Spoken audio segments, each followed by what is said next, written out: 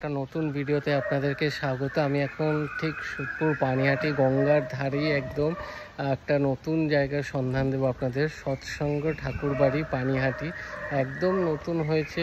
আমি এখানে এসেছিলাম একটা সামনে ভিডিও করতে, তো দেখলাম এই ঠাকুরবাড়িটা নতুন হয়েছে।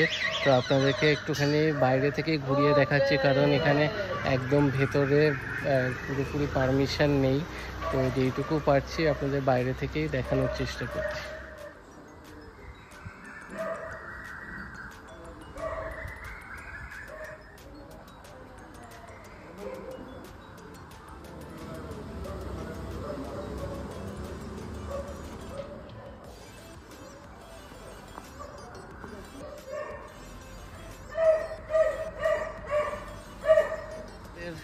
ওপর থেকে একদমই ভিডিও বা ফটোগ্রাফি নিষেধ, বা ভেতরে তো আরোই নিষেধ। তো এটা ঠিক একদম প্রাণনাথ ঠাকুরবাড়ির ঠিক পাশের এই আশ্রমটা। তো চলুন আপনাদেরকে একবার ওই প্রাণনাথ ঠাকুরবাড়ির ভেতর থেকে, মানে ওনাদের ওই প্রেমিসেসের ভেতর থেকে একটা সুন্দর ভিউ আছে এই মন্দিরের। তো চলুন আমি ওই দিক থেকেই আপনাদেরকে একবার দেখাচ্ছি, যেহেতু এখানে একদমই পারমিশন নেই। তো চলুন।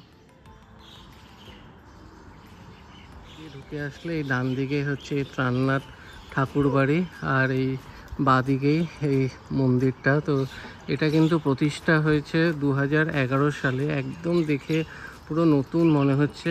অনেকেই কিন্তু জানেন না এই বিষয়ে। তো আপনারা আসুন, এখানে কিন্তু সুন্দর লাগবে বেশ, আর বাইরে দিয়েও সুন্দর ফটো তোলার জায়গা। খুবই সুন্দর জায়গাটা। সকাল 5টায় ওপেন হয়ে যায়, 10টা অবধি খোলা থাকে। তারপরে 10টার সময় ঠাকুরকে ভোগ দান করা হয়, তখন বন্ধ করে দেওয়া হয়।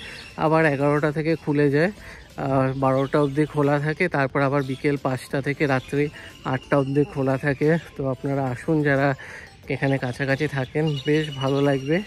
আর এটাও কিন্তু আপনারা সোদপুর স্টেশন থেকে অটোতে বা টোটোতে একদম কোন্নগরে, যেখান থেকে নৌকা ছাড়া হয়, ঘাটে এসে বাকিটা কিন্তু আপনারা হেঁটে আসতে পারেন। খুবই সুন্দর জায়গাটা।